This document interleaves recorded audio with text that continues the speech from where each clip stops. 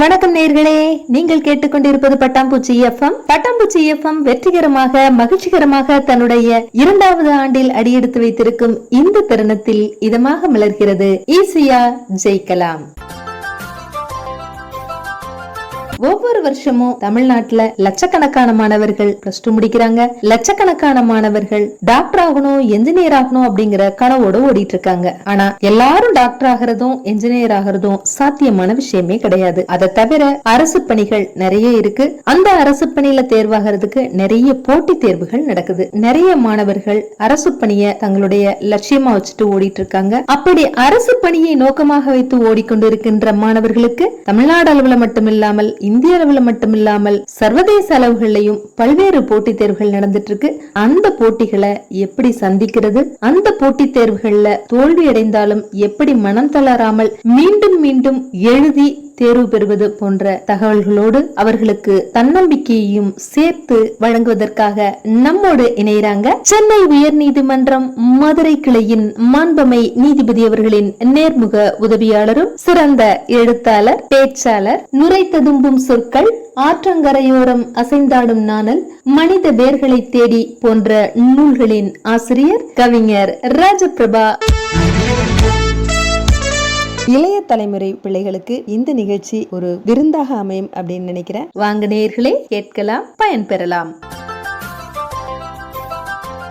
அனைவருக்கும் வணக்கம். பட்டாம்பூச்சி பண்பலை வழியாக மீண்டும் அனைவரையும் சந்திப்பதில் மிக்க மகிழ்ச்சி. ஈஸியா ஜெயிக்கலாம். ஈஸியா எப்படி ஜெயிக்க முடியும்? கஷ்டப்பட்டாதான் எந்த ஒரு வெற்றியும் நமக்கு கிடைக்கும். ஆனா கஷ்டப்பட்டாலும் நமக்கு கிடைக்க வேண்டியது கிடைச்சிச்சு அப்படின்னா நமக்கு ஒரு உணர்வு, அந்த கஷ்டத்தை எல்லாம் மறந்து ஈஸியா கிடைச்சது போன்ற ஒரு உணர்வு வரும். அதனாலதான் ஈஸியா ஜெயிக்கலாம் சொல்லிட்டு நம்ம தலைப்பு வச்சிருக்கோம். தமிழ்நாடு அரசு பணியாளர் தேர்வாணையம் நடத்துகின்ற தேர்வுகள் மட்டுமே அரசு பணிக்கான தேர்வுகள் அப்படின்னு நம்ம எல்லாம் நினைச்சிட்டே இருக்கோம். இன்னைக்கு அந்த போட்டித் தேர்வுகள் எல்லாம் மிகவும் கடினமாகிவிட்டது. போட்டியாளர்களுடைய எண்ணிக்கை அதிகரிக்க போட்டித் தேர்வுகளுடைய வினாக்களினுடைய தன்மையும் கூட மிகவும் ஒரு கடுமையாக மாற்றப்பட்ட ஒரு சூழ்நிலை வந்துச்சு.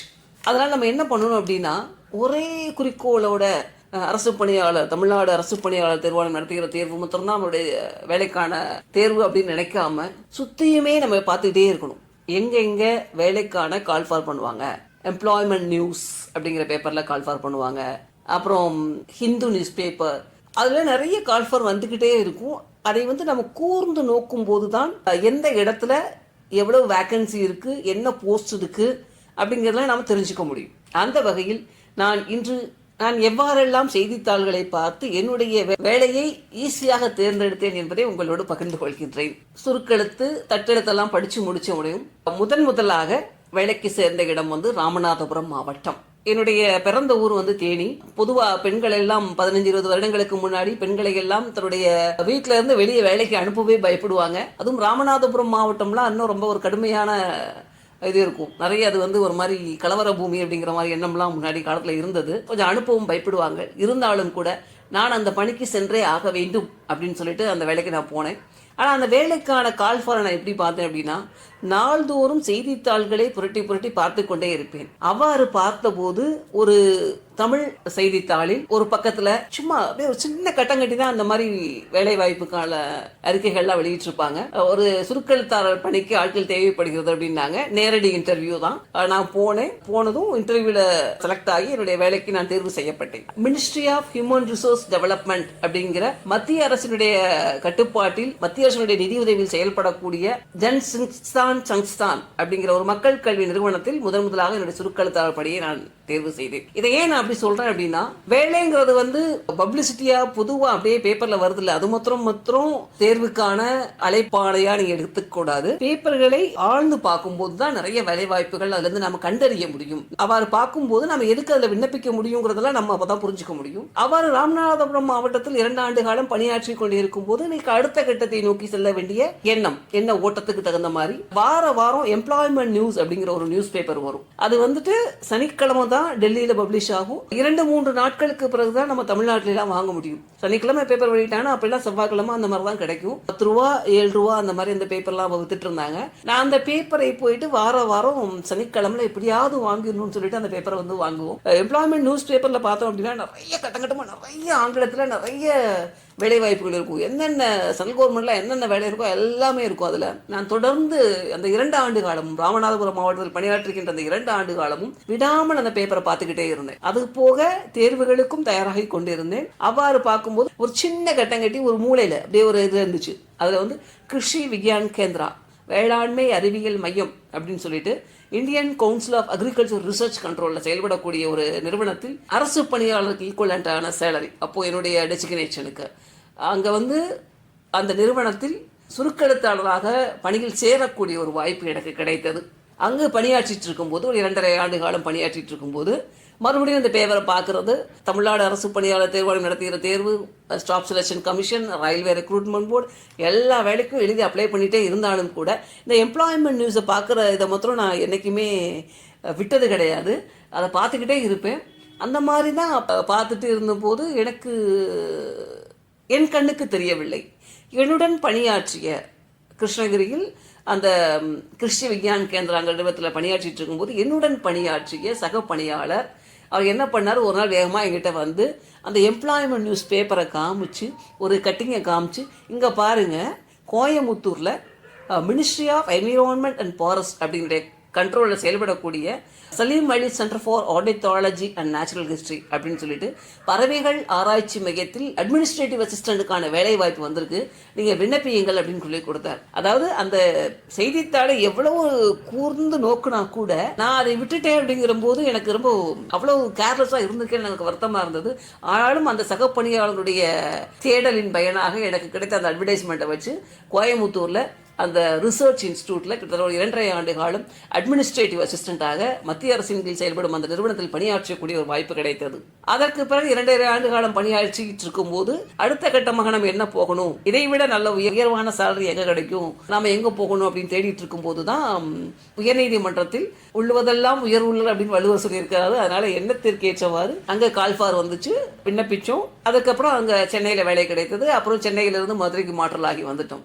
இப்போ ஏன் நான் அது படிப்படியாக எல்லா நிலைகளையும் நான் சொல்லிட்டே வரேன் அப்படின்னா, அதாவது நம்முடைய தமிழ்நாட்டில் அரசு பணியாளர் தேர்வாணையம் நடத்துகின்ற தேர்வை மட்டுமே நாம் குறிக்கோளாக கொள்ளாமல் அதுக்கு நம்ம ப்ரிப்பேர் பண்ணும் போதே அதை சுற்றி இருக்க எல்லா தேர்வுகளுக்கும் நம்ம தயாராக்கி கொள்ளணும், அதுக்கு விண்ணப்பிக்கணும், விண்ணப்பிச்சு தேர்வுகளை எழுத வேண்டும். இந்த மாதிரி இப்போ நான் சொன்னேன் இல்லையா, Krishi Vigyan Kendra, Jan Shikshan Sansthan, Salim Ali centre for ornithology natural history, அதுலாம் என்ன பண்ணுவாங்கன்னா ஒரே ஒரு போஸ்ட் தான் இருக்கும். அட்மினிஸ்ட்ரேட்டிவ் அசிஸ்டன்ட் ஒன்னே ஒன்று தான் இருக்கும், ஸ்டெனோகிராஃபர் ஒரே ஒரு போஸ்ட் தான் இருக்கும். ஒரே போஸ்ட் தான் விண்ணப்பிப்பாங்க. எல்லாரும் பண்ணக்கூடிய மிகப்பெரிய தப்பு எப்படி என்னன்னா, ஒரு போஸ்ட் தானே கேட்டிருக்காங்க, ஒரு போஸ்ட் நமக்கு எங்க கிடைக்கும், நமக்கு இது வாய்ப்பு கிடைக்குமா அப்படிங்கிற ஒரு எண்ணம் இருக்கும். அந்த எண்ணங்களை எல்லாம் தகர்த்தறிந்து விட்டு இது எனக்கு கிடைக்கும், நான் முயற்சி செய்வேன் அப்படிங்கிற ஒரு நம்பிக்கையோடு நான் சென்றதால் கிட்டத்தட்ட ஒரு போஸ்ட்டுக்கு கிட்டத்தட்ட அவங்களே ஷார்ட் லிஸ்ட் பண்ணி தான் எல்லாம் கால் பண்ணுவாங்க. அப்படின்னு கூட ஒரு 30 பேர், ஒரு போஸ்ட்டுக்கு 30 பேர் கூப்பிட்டிருந்தா கூட அந்த 30 பேரையும் தாண்டி அந்த ஒரு ஆளாக நான் பணியில் அமர்த்தப்பட்டேன் என்பது பெருமையாக கூட நான் சொல்லிக் கொள்ளலாம். இப்ப நான் ஏன் இவ்வளவையும் ஒரு குறிப்பா எடுத்து எல்லாருடைய பார்வைக்கும் வைக்கணும் அப்படின்னு நினைக்கிறேன் அப்படின்னா, நாம் ஒரே ஒரு தேர்வை மட்டும் இலக்காக வைத்து அதன் வழியாக பயணித்துக் கொண்டிருக்காமல் சுத்தி என்ன நடக்குது, நியூஸ் பேப்பர் பாருங்க, daily news paper, Tamil paper பார்ப்பாங்க, இங்கிலீஷ் பேப்பர் பாருங்க. ஒரு பேப்பர்ல கொடுக்குற அட்வர்டைஸ்மெண்ட் இன்னொரு பேப்பர்ல கொடுக்காம இருக்கலாம். அதனால எல்லா பேப்பரையும் பாருங்க. எல்லா பேப்பரையும் நான் எங்க வாங்கி பார்க்கறது, எனக்கு வசதி இல்லையே, நான் எப்படி காசு கொடுத்து வாங்க முடியும், நான் எப்படி பார்க்க முடியும்னு நினைக்காம பக்கத்துல இருக்க நூலகங்களுக்கு சென்று அந்த நியூஸ் பேப்பர் பார்த்து வந்து நீங்க விண்ணப்பிங்க. இன்னைக்கு ஒரு பயம் வந்து மனுஷன் இருந்துட்டே இருக்கு. எம்ப்ளாய்மெண்ட் நியூஸ்லாம் பார்த்தோம்னா சென்ட்ரல் கவர்மெண்ட் வேலை அதர் ஸ்டேட்ல தான் இருக்கும், நம்ம எங்க போய் இப்படி பணியாற்றணும் அப்படிங்கிற ஒரு எண்ணம் வந்து எப்படி இருக்கு எல்லாரும் இருக்கு. அப்படிலாம் நினைக்காதீங்க. எங்க இருந்தாலும் கூட நிச்சயமா அந்த இடத்துல ஒரு பாதுகாப்பான ஒரு சூழ்நிலை கண்டிப்பாக இருக்கும். அப்படியே இருந்தாலும் ஒரு குறிப்பிட்ட காலத்துக்கு அளவு அங்கே பணியாற்றிட்டு திருப்பி நம்ம வந்து மறுபடியும் நம்மளுடைய தமிழ்நாட்டுக்கே வரக்கூடிய டிரான்ஸ்ஃபர் வாங்கி வரக்கூடிய சூழல் எல்லாம் இருக்கு. அதனால முயற்சி செய்யுங்கள், ஆனால் ஒன்றை மட்டுமே இலக்காக கொண்டு முயற்சி செய்யாதீர்கள். இலக்குகளை பலவாக வைத்து, ஏன்னா நம்ம 10th முடிச்சதும் ஒரு சப்ஜெக்டை வந்து நம்ம செலக்ட் பண்ணிக்கலாம். இந்த நான் ஃபர்ஸ்ட் குரூப் எடுப்பேன், செகண்ட் குரூப் எடுப்பேன் எடுத்துக்கலாம். ஆனால் நான் தேர்வு எழுதும்போது இதில் மாத்திரம்தான் அப்படின்னு சொன்னால் அது வந்து சாத்தியக்கூறுகள், வெற்றி பெறுவதற்கான சாத்தியக்கூறுகள் குறைவாக இருக்கும். நிறைய பேர் நினைச்சதை ஒரு எய்ம் பண்ணி கண்டிப்பாக அதில் சாதிச்சு போனவங்கள்லாம் இருக்கிறாங்க. ஆனால் லட்சக்கணக்கான மக்கள் நாம் இருக்கிறோம், லட்சக்கணக்கான பேர் தேர்வு எழுதிக்கிறோம். அதனால ஒன்றை மட்டுமே இலக்காக கொண்டு உங்களுடைய வாலிப காலங்களை வீணாக்கி விடாதீர்கள். சுற்றி இருக்கிற எல்லாத்தையுமே நீங்க பார்த்துக்கிட்டே இருக்கணும். அப்போ ஈஸியா நீங்க ஜெயிக்கலாம். என்னுடைய அனுபவங்களை உங்களோடு பகிர்ந்து கொண்டதில் மகிழ்ச்சி. என்னுடைய அனுபவங்களை கேட்டது உங்களுடைய தேர்வுகளில் நீங்கள் வெற்றி பெறுவதற்கு ஈஸியா ஜெயிக்கலாம் அப்படிங்கிற நம்பிக்கை எனக்குள்ள இருக்கு. அனைவரும் வெற்றி பெற வேண்டும். முயற்சிகள் ஒரு நாளும் தோற்பதில்லை. என்னால் முடியும் என்ற நம்பிக்கையோடு செல்லும் போது தோல்விகள் வருவதற்கான வாய்ப்புகள் கிடையாது. ஒவ்வொரு வாரமும் பட்டாம்பூச்சி பண்பலை வழியாக என்னென்ன பணிக்கான அழைப்பாணைகள் ப்ரொசீடிங்ஸ் வெளியிடப்படுது அப்படின்னு சொல்லிட்டு இருக்கோம். அந்த வகையில் இந்த வாரம் தமிழ்நாடு அரசு 34 பாட பிரிவுகளுக்கு 574 கௌரவ பேராசிரியர்களுக்கான விண்ணப்பத்தை கோரியுள்ளது. அதற்கு tngasa.org அப்படிங்கிற இணையதளத்தின் வழியாக சென்று பேராசிரியர் ஆவதற்கான தகுதியுடையவர்கள் அத்தனை பேரும் அதில் விண்ணப்பிக்கலாம். அதுக்கு கன்சாலிடேட் பே தான் சேலரியா கொடுப்பாங்க. ஒருவேளை எதிர்காலத்தில் அவர்கள் நிரந்தரமாக்கப்படுவதற்கான வாய்ப்புகள் கூட நிறைய இருக்குது.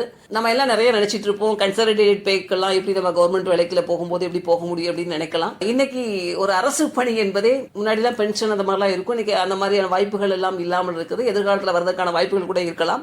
ஆனாலும் கூட இன்னைக்கு மாத ஊதியம் பெறுவது அப்படிங்கிற ஒரு சூழ்நிலை மட்டும் தான் இருக்கிறதுனால கான்ட்ராக்ட் ஜாப் அப்படின்லாம் நினைக்காம அரசு பணிக்கு எது கிடைச்சாலுமே நம்ம உள்ள நுழைஞ்சிடணும் அப்படிங்கிற ஒரு எய்மோட இருந்தீங்கன்னா எதுலையுமே ஈஸியா ஜெயிக்கலாம். நன்றி கூறி விடைபெறுகிறேன். நன்றி, வணக்கம். நேயர்களே, நீங்கள் இதுவரை கேட்டது ஈஸியா ஜெயிக்கலாம். இந்த நிகழ்ச்சியை உங்களுக்கு வழங்கியவர் கவிஞர் ராஜபிரபா அவர்கள். தொடர்ந்து இணைந்திருங்கள். மீண்டும் இதுபோல் இன்னும் ஒரு நிகழ்ச்சியில் சந்திக்கலாம். இது ஒரு பட்டாம்பூச்சி எஃப்எம் தயாரிப்பு. வணக்கம் மக்களே, இன்னைக்கு நம்ம பட்டாம்பூச்சி எஃப்எம்ல கலக்கலா ஒரு புத்தக அறிமுகம். வாங்க வாங்க வந்துட்டே இருங்க. வேணுங்கண்ணா, இன்னைக்கு நம்ம பட்டாம்பூச்சிக்கு புது வரவு ஏதாவது வந்திருக்குங்களா? அம்னே நிறைய புத்தகம் வந்திருக்குதுன்னு. இன்னைக்கு நம்ம கவிஞர் சா பிரியாவோட அனலிக்கா புத்தகத்தை பத்தி சொல்றேங்க. சொல்லுங்க. அது என்ன புக்குங்க? முழுக்க கவிதை புத்தகம் ஜாமியோ. இந்த சா பிரியா இவங்க அலசனங்க இருக்கிறாங்கல்ல, பழங்குடியின்னு ஆமாங்க. அவங்க மேல எல்லாம் ரொம்ப ரொம்ப அக்கறையானவங்க. அவங்க புத்தகம் வந்திருக்குது. கண்டிப்பா எல்லாரும் வாங்கி படிக்கணுங்கண்ணே. சரிங்கண்ணா, இந்த புக் வாங்கணும்னா எப்படி வாங்குறதுங்க? அவங்க நம்பர் சொல்றேன், குறிச்சுக்கோ. 73 73 53 90 90. நானும் ஒருக்கா சொல்றேன், கேட்டுக்கோங்க. 73 73 53 90 90. சரிதானுங்க? ஆமா கண்ணு. சரி, என்ன விலைங்க? 100 ரூபா தான் ஜாமி. சரிங்க. போடுற பாட்டு கேட்கணுமா, பட்டாசா சிரிக்கணுமா? பட் எஃப்எம், பட்டாம்பூச்சி எஃப்எம். பாட்டா கேட்கணுமா, பட்டாசா சிரிக்கணுமா? பட்டாம்பூச்சி நாட்டா படிக்கணுமா, நல்லதெல்லாம் கேட்கணுமா? நேச் பட்டாம்பூச்சி கூட்டு புழுக்களைங்கிற வேலை நினைக்கணுமா? கூல் பட்டாம்பூச்சி. இது கலை, இலக்கியம், சமூகம் என கடைக்கொடி, மக்களுக்காய் சிறையடிக்கும் ஒரு கலக்கல் எஃப்எம்.